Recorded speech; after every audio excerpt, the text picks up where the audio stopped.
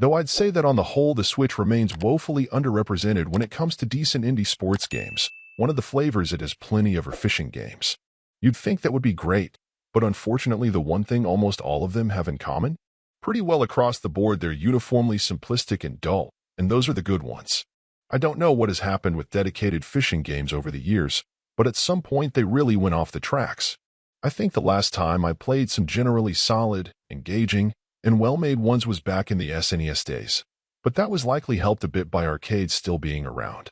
What's most unusual is that at some point you had games like the Zelda series and some others taking up the reins to show how you can make fishing both satisfying and fun, but it seems the dedicated fishing games miss the memo.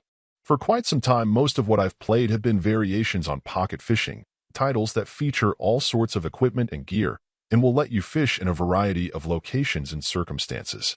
So yes, you'll move around to different locales and be able to change out your bait and other equipment to attract different fish.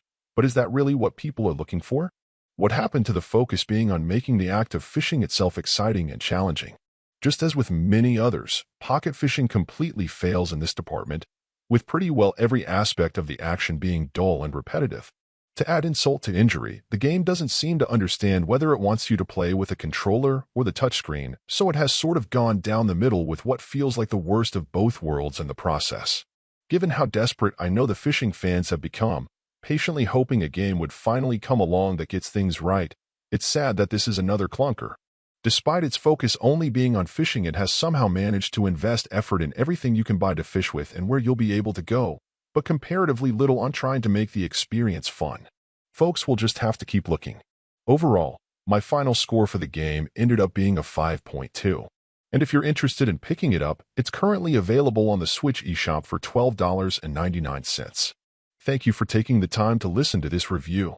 And if you'd like more information or ideas of indie games worth checking out on Switch, be sure to click on the link provided in the description.